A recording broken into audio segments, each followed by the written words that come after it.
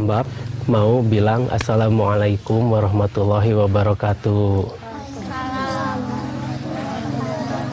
Mana tenaganya? Nggak ada tenaganya. Assalamualaikum warahmatullahi wabarakatuh. Waalaikumsalam warahmatullahi wabarakatuh. Harusnya kan Mbak yang bilang Assalamualaikum. Jadi kebalik, tapi nggak apa-apa, nggak apa-apa. Nah sekarang kita mau belajar wudhu. Semuanya sudah pernah belajar wudhu? Sudah? Kapan? Sudah lama. Sudah lama. Ya.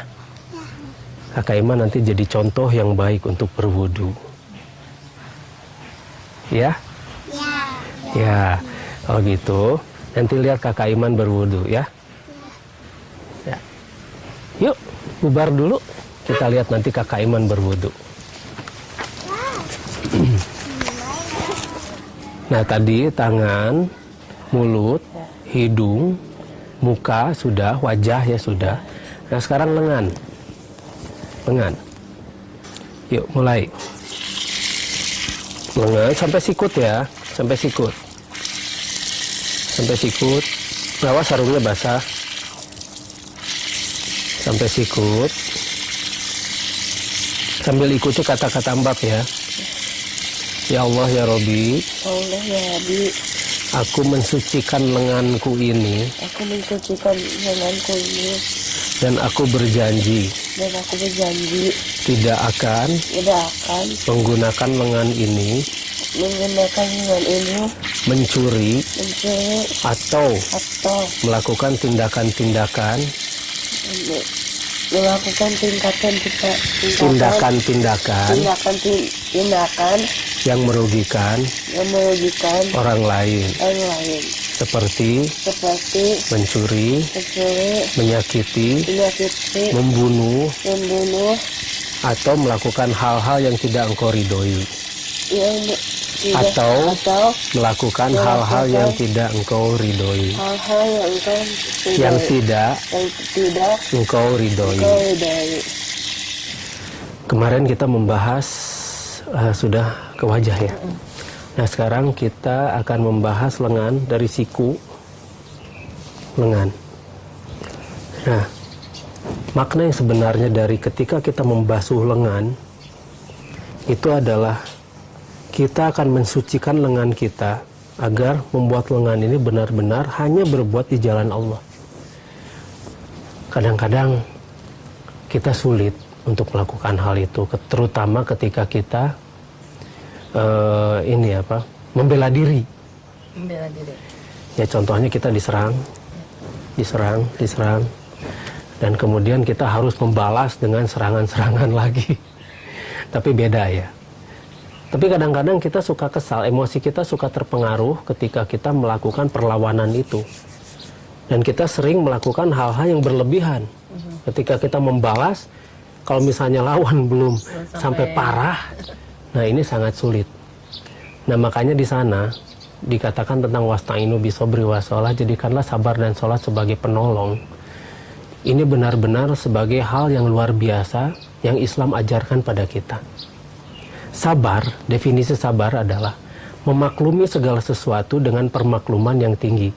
Karena kita mengerti apa yang kita lihat itu sebagai sesuatu hal yang memang harus benar-benar dimaklumi. Kita jangan samakan orang lain dengan diri sendiri. Contohnya ketika Rasulullah dilempari, Taif ya? Iya, di Taif, dia benar-benar sabar. Dia benar-benar memaklumi mereka. Dan dia dengan berbagai macam kesabarannya itu mengalah pada mereka. Coba kalau kita, belum tentu semampu itu. Bahkan mendoakan Rasulullah kan? Iya. Ketika malaikat menawarkan membalikan gunung, Rasulullah jangan. Nanti kalau misal mereka habis, saya akan beribadah atau berdakwah pada siapa lagi? Sulit. Saya nggak ada lawan. Kalau kita enggak ya Mbak ya? Kalau kita mah balikin.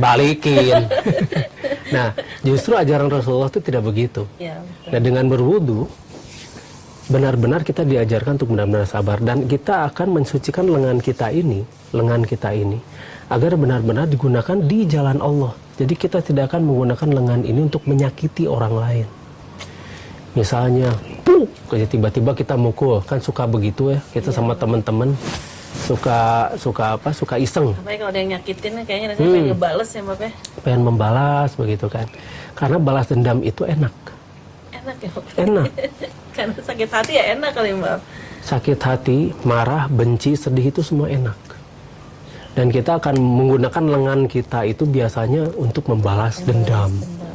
Membalas dendam. Bagaimanapun caranya membalas dendam. Padahal kita harus melihat segala sesuatu itu dengan objektif, itu yang Islam ajarkan. Ini yang berat. Jadi karena dengan kita berwudu dengan tangan dan memaknainya, malah kita tahu gitu tidak boleh Kita membalas ya, Mbak. iya membalas seperti ketika Sayyidina Ali hendak menebas lawannya dengan pedang, ketika pedang. lawannya itu meludahi, tidak jadi kan. Iya. Lawannya bertanya, kenapa?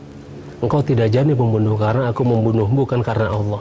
Tapi Karena marah. Nah itu dia. Nah ketika kita mensucikan lengan kita, kita pasti sudah akan membersihkan lengan kita dari perbuatan-perbuatan selain mencuri, selain mengambil hak milik orang lain, selain yang lainnya yang perbuatan-perbuatan yang merugikan orang lain. Kita juga akan membuat lengan ini hanya semata-mata bergerak di jalan Allah. Jadi tidak akan menutup lengan ini ketika ada yang butuh pertolongan pada kita. Itu yang dimaknai ketika kita mensucikan lengan kita. Insya Allah besok kita akan bahas tentang bagaimana membersihkan kepala.